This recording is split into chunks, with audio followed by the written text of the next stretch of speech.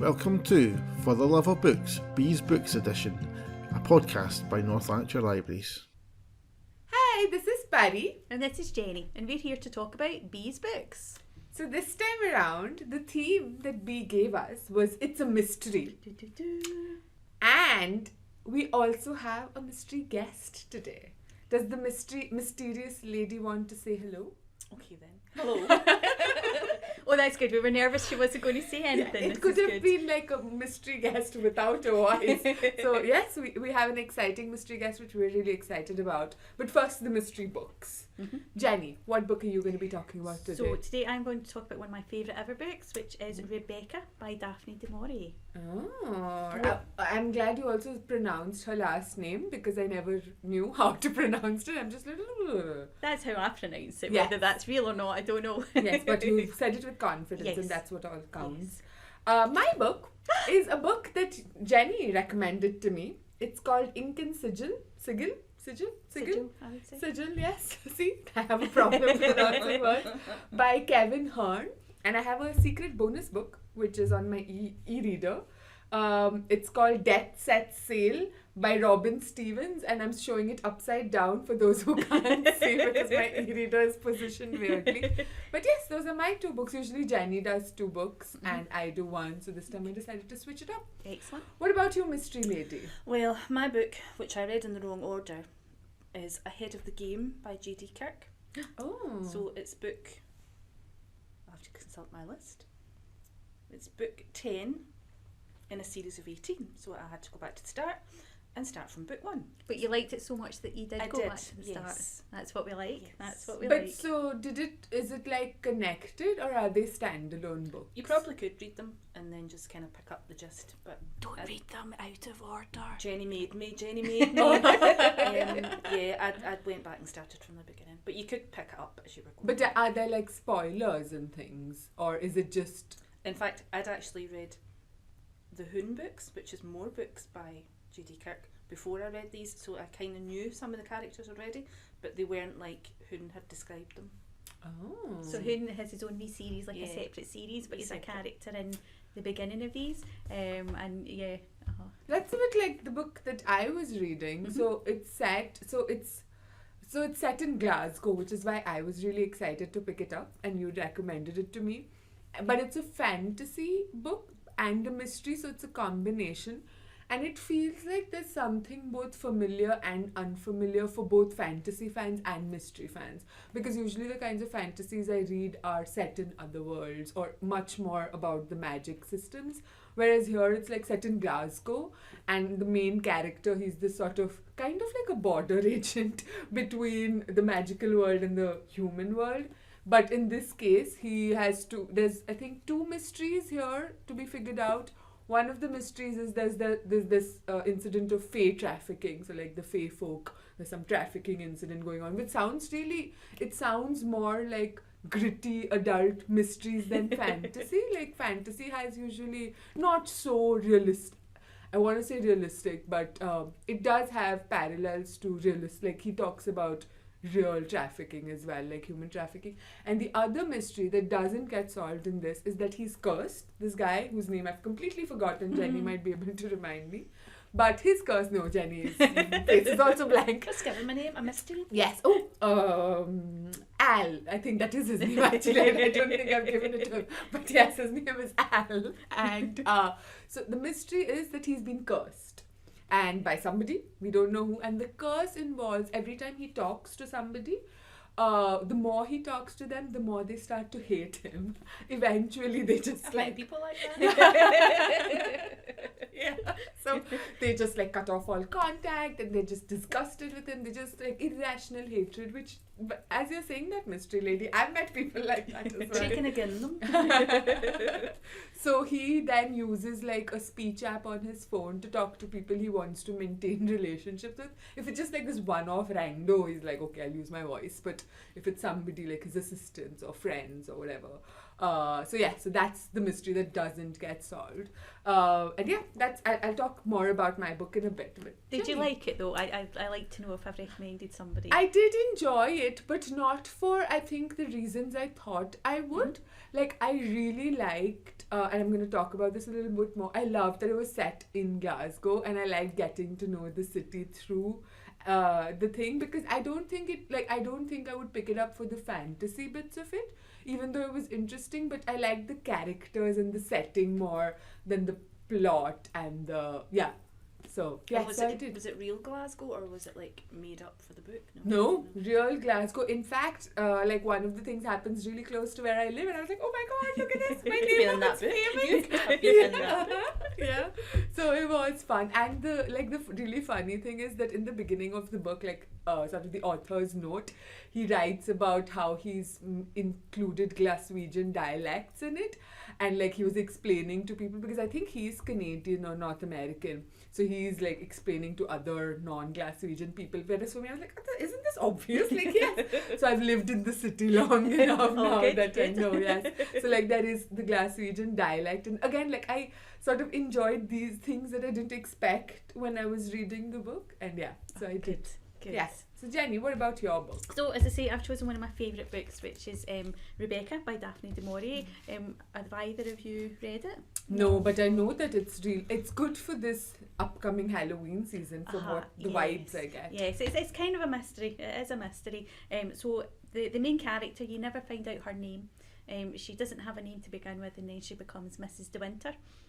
And she's a companion for this very horrible American lady, back in the kind of black and white movie era, as I would say it is. And this Mr. De Winter appears. Her very annoying American lady becomes ill, so she's got some free time, and she ends up spending it with him, and then they kind of fall in love and they get together. And then he takes her back to his house in Cornwall, where she meets Mrs. Danvers, who's possibly the most frightening character you will ever meet. She's the housekeeper of this big house, and she really liked the old Mrs. De Winter, Rebecca, and she does not like this new one. Oh, so Rebecca's the old wife. And the mystery is you kind of know that Rebecca died, but you don't know the details of it.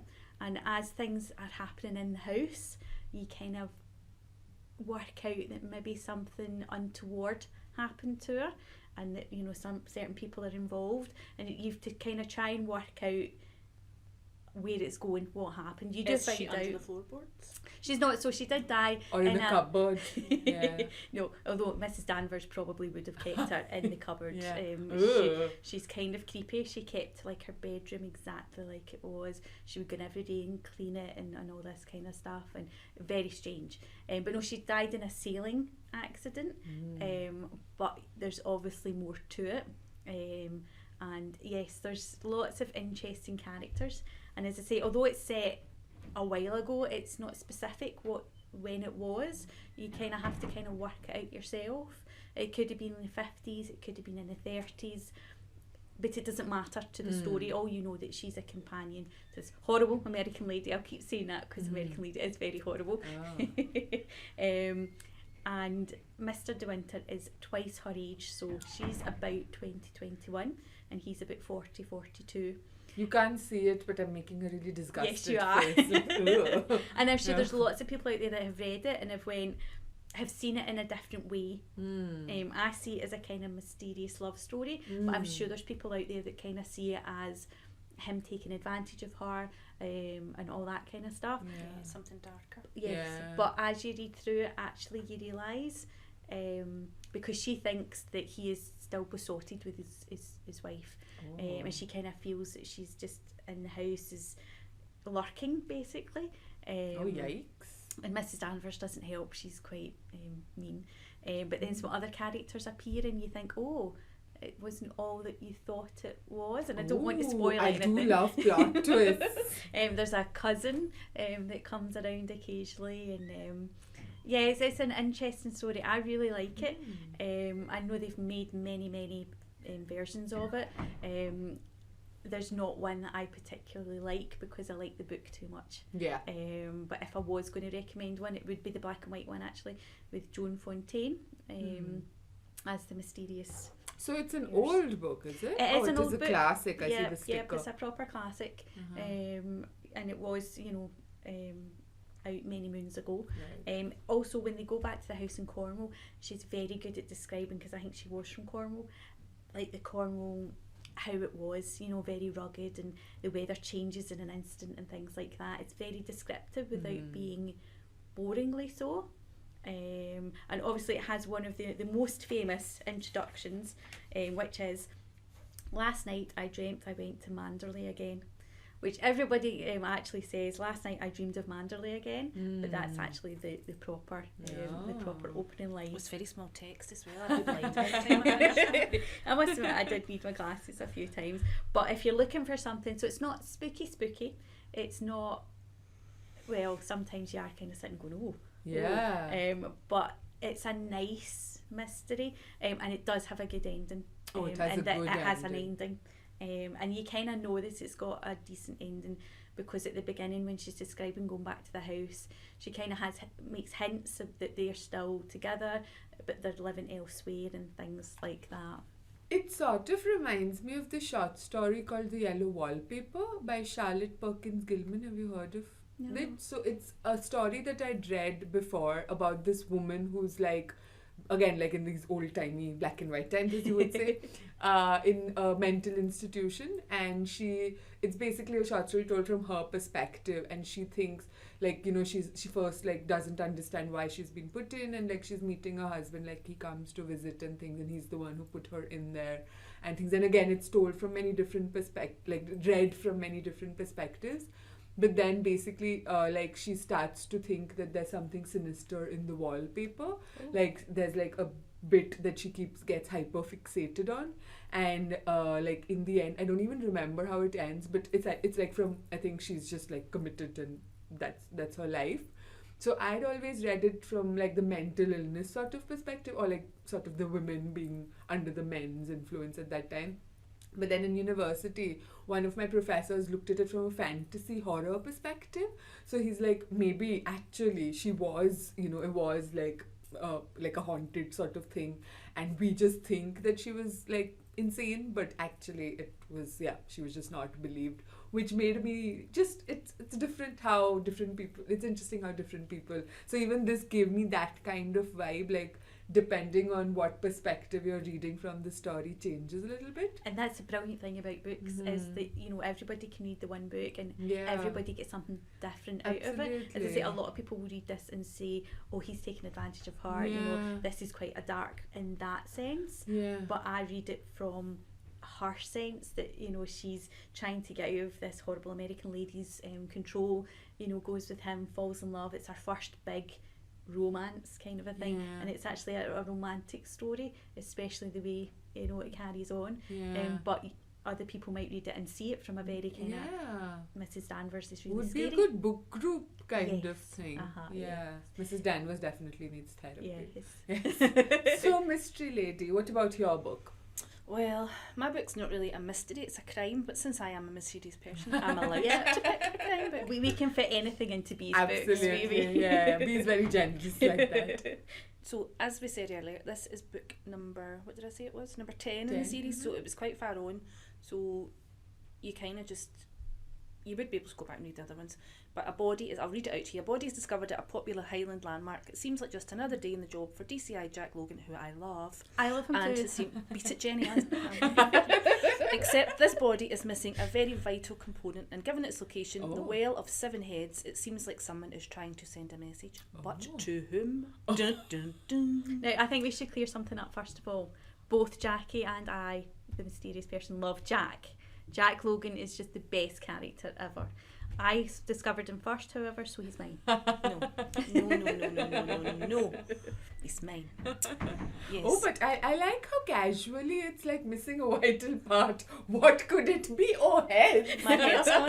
And the cover also has, like, I don't know if this Oh my God, real. yes. You did say it was real, didn't you? It's a real place. It's like a real place, and it's like all these kind of imposing men.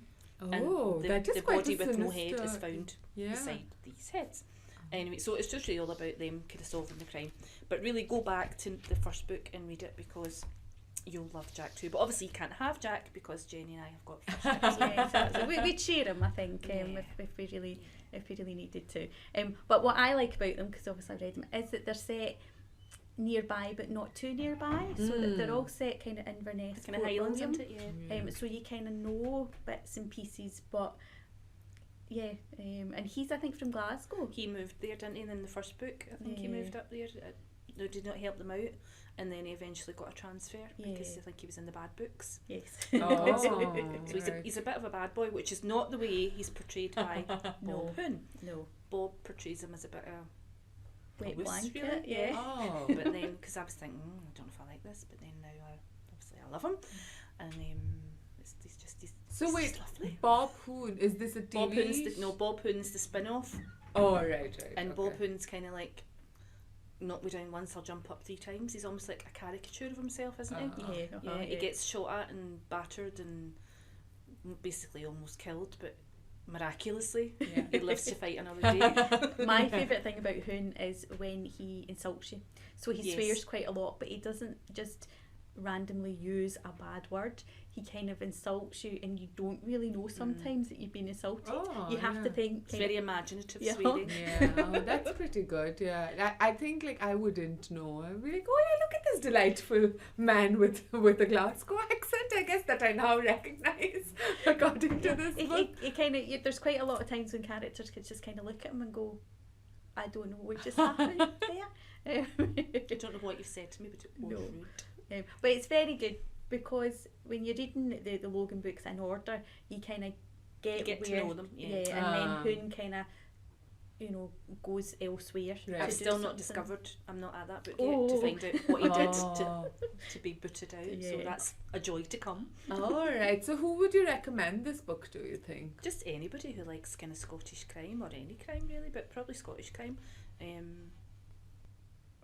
They're just great, and you whiz through them, and as Jenny said, she's on the last one, Yeah. and I don't want to get to be on the last one, Yeah. because I've still got another about 12 to read. which Have is so something to good. look Yeah. forward to. I feel like I can't read the last one until another one comes out Mhm. because I feel as if I'll be. You need something. Yeah, but he is a very quick writer. Yeah, it's a quick read. I yeah. read 2 of them in like a day and a bit. I don't think I've read much crime, so it's not something I really gravitate towards. Mysteries, yeah, sometimes. Like, what do you think the difference between a mystery and a crime would be? Is there a difference? No, there's usually a dead body in a crime book, whereas a mystery may just be a mystery. Somebody's disappeared, Yeah. but Oh, right. maybe Well, not I've read a dead. lot of, I guess, then Yeah. crime.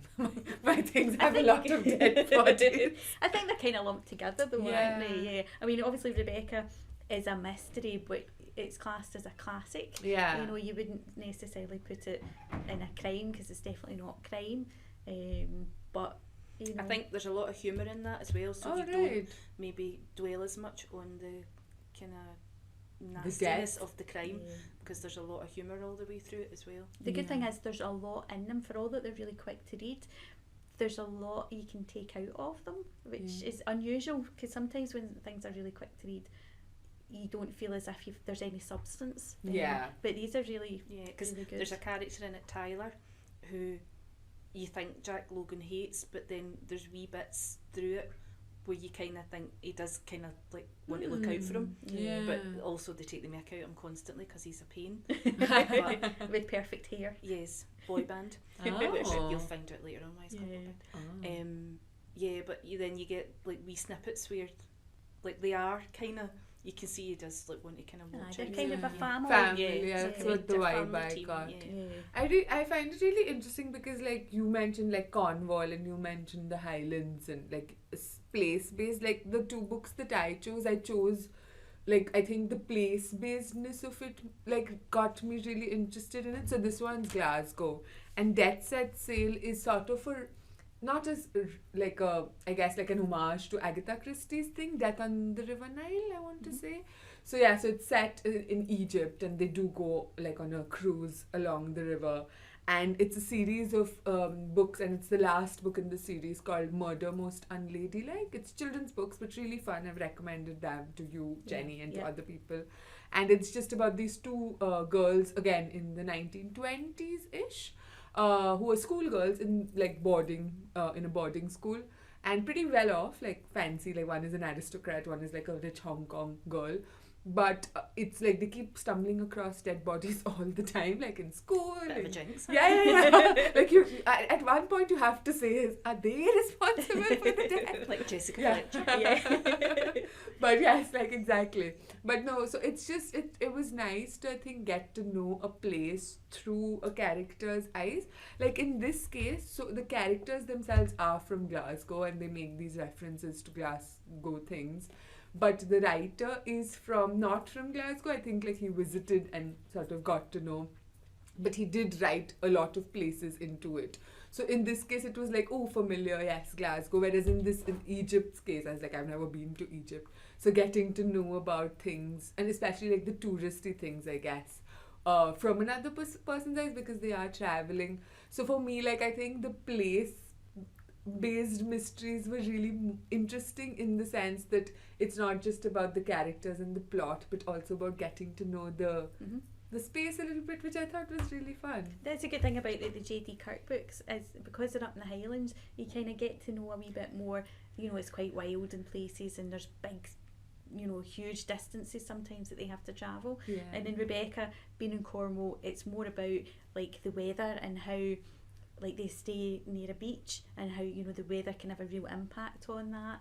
You know, and it's great because you're visiting these places without going to them, if you know what I mean. And then you can actually then go visit these places and sort of like, you know, these books have almost like given you a taster, and then you can be like, oh, I remember that from this book. To be fair, I think both the Mysterious Lady and I would be very disappointed if we went to Inverness and Jack didn't come out of a I'll be building. looking for a guided tour from Jack. And probably dinner as well. Oh, but actually, yeah, there are so many guided tours based on books now. Yeah, I that's think right. for similar reasons, like just Outlander, I think is this big thing. Yeah, with there's Game of an Thrones. Rankin, there's a Rebus tour in Edinburgh as well. Is there? Oh, yeah. I was like, you can tell because I think like especially in like mysteries, the place adds so much atmosphere Absolutely. to the thing, and like Edinburgh. Oh, that's a like good, both sinister and like lots of dead bodies. Like, Especially the old town. Eh? yeah, it seems like, and like Birkenhair, I want to say. Yeah, I mean literally dead bodies. So yeah, yes. Just as a wee aside, sorry, Pari, but I know that you have just finished reading And Then There Were None, which was the book we spoke about last time, Mhm. and I have just about finished the book that you had recommended me. So I just wondered how you got on with it. So, And Then There Were None. Have you read it, Mystery No. Lady? So this is an Agatha Christie book that Jenny like talked me into in the last episode because it sounded so bonkers. Basically, what 10 people people go onto this island for different reasons. Like they've been invited by a mystery person again, yes, Yep. to the island. They don't know who this person is. They think they know who this person is, but essentially this person has gotten them there to kill them off. Just yeah. yeah. So they're all in a place, beautiful island, and they're all just like popping off one after the other, and I loved it. I was so into it because I listened to it in an audiobook, and like immediately I think after I went home I downloaded and started listening, but I also got really creeped out by it because I was listening to it when I was by myself at home. And usually I like listening to mystery audiobooks because they help me make connections and make theories and things because my brain is working at the back of my head. But in this case, I didn't want to think too closely because I was like, I have an overactive imagination. These people are dying in like, they're by themselves on this island. I'm by myself with my cat. Did you look under the bed? I did not. I don't want to know. Ignorance is very much bliss. So I was getting really creeped out. And then last week I came into work and I had the last sort of 30 minutes left to go to listen to when they were figuring it out, and I usually love being at the library, but I was just waiting to leave so that I could listen to the rest of it. And It's a good one. It's a good one. yeah, and it was nice, like they pepper clues in throughout, but Agatha Christie, she still feels so modern. Like she's written this in what, the 1920s, 30s, 40s, whatever. It still feels like there's, like obviously I hadn't encountered it at all, and you might enjoy it as well because I know you like mysteries, Mystery Lady. Yeah. So yeah, like it's just like trying to figure out, like trying to be cleverer than Agatha Christie and then figuring out that actually maybe you're not as clever as Agatha Christie. And she makes enough trails Yeah. that you get quite smug at one point and you think, oh, I know, and then that's all See, destroyed. usually I get really smug because I like figuring out. In this case, I was like, no, I just want to know. I don't want to be creeped out. I don't want to, like, I wasn't thinking Last too page. much. Yes. yeah. I mean, could have, like, probably in a book, but audiobooks, I didn't know where the last page was. I was like, oh no, I just need to know. But yes, so it was a great recommendation. Thank you. Good. And I love the book that you recommended, Once Upon a Tome. Oh, yes. Yes. It is a perfect lunchtime book. So I don't always get a full hour for my lunch because I'm usually doing 7 other things. So it's a perfect book to just, because there's no rhyme or reason to the order of it, you can just read a small section and it's perfect in that just tiny wee section. Yeah. So everybody knows I'm not a big fan of non-fiction, but I would recommend this, and I will recommend it to Mysterious Lady because I know that she also likes books about books. Yeah. And this is a book about a bookshop and weird books and the weird people who one encounters in a bookshop, which again I had a lot of library parallels going on. All those people. So yes, that's what Jenny said. Did you find like you could recognize people? Yes, I've got just a wee bit left, but and they also Oliver also kind of they separate the customers into like groups. And that's kind of what, library people do. No, we don't. We love our customers. We do We love them, never. but sometimes, they come under a certain group. With a lot of love and affection, yes, but yes, absolutely. we probably do that with each other. Yes, as well. exactly. Yeah. But it's a very good book if you just want to read and you don't have a lot of time, Yeah. but you want to read something like that's a whole... Like a snack. Yes, wee dipper in her. yes. Yeah. Perfect. Yeah. Yes, thank you, Mysterious Lady. It's wonderful. So I'm nearly finished it, and a wee bit of me doesn't want to finish it. But at the moment we're like in the cellars. Oh, yes. So they have cellars that they keep some of their Have stuff you in. met the mystery Mystery in the lady? cellar? Yes, There is a mystery lady in the It's not cellar. me. It's not you, don't worry. She's slightly scarier. Also, she's in London, which is a bit of a trip Yes. from Coatbridge. But yes, so I just thought it was nice that we had both read each other's Yeah. recommendations straight away last yes. time. So. And it's both like things we wouldn't usually have picked up No, otherwise. Exactly. Yeah. Fantastic. I think B is pretty happy, well, hopefully, with both our choices and our mystery guest because she does like mysteries. And I'm pretty sure that if B did read the Logan books, she would also fall for Jack Logan. She's a plant, you don't have much competition there. No, that's true. She doesn't have legs, she can't chase him. Even though he's not real. No, but we would He's chase real him. to you, yes. I would chase a fictional person for sure. So what's our next challenge, Jenny? Has B told you B has before informed me, yep, and it is, should you judge a book by its cover? Oh. So as we know, we all look at a cover of a book and we immediately think, will we like it, Yeah. will we not like it? Yeah. So I think she wants us to kind of have a wee challenge and have a look and see, would we judge this book by its cover? Oh, just a quick wrap up. Based on the books that you have currently, do you think the book matches your cover, Jenny? There are lots and lots of different covers for Rebecca. I really like this I one. like this one. It's quite simple, Mm-hmm. but you've got the scary house in the back, and I'm pretty sure if you look close enough, Mrs. Danvers is at one of the windows. Oh no, I don't want to look close enough. Exactly. What about you, Mystery Lady? Do you think, well, it is quite sinister, this cover. Well, it does, now that Jenny's told me that it's a real place. But I was kind of imagining the Easter Island heads, but Oh, obviously yeah. it's nothing to do with them. No. So, yeah, it probably does match it, yeah. So it's a real place in the Highlands? It's a real place, yeah. Yeah. Oh, but There's a big long story about why I think it's 7 heads are there, which I can't quite remember, but I'm pretty sure it's something to do with the Jacobites. oh, I might right. be lying. But now it's true because it's Yes, out I've there said in that. the world. But I don't think I would have found it sinister had you not said a headless body was found under it. So it's a very pretty place to go to, but not But by not myself. if you find a head. Yeah, it's not if you find a headless body. In this case, I think the madness of the cover does kind of match the madness of the book, because the characters, there's like a hobgoblin who really loves playing pranks and things, and then there's this sort of underground MMA fighter, a goth, who he's found, who becomes his like assistant accountant sort of thing, very unusual for, and so it's like mad characters, Glasgow, mad place, so like I think it kind of Yeah, it does. And I have to say, I'm slightly disappointed, having read the book, so that the wizard van is not on the front. I don't know if you've came across Yes, the I wizard have. van Yes. yet. It's a mad wizard van where she's on like this goth lady is on the top of a lizard, like going to battle and like things like she just has a van like that. We'd love to see that driving around Glasgow. Me too. I'm sure that such a similar thing exists, if anywhere, Yes. Glasgow.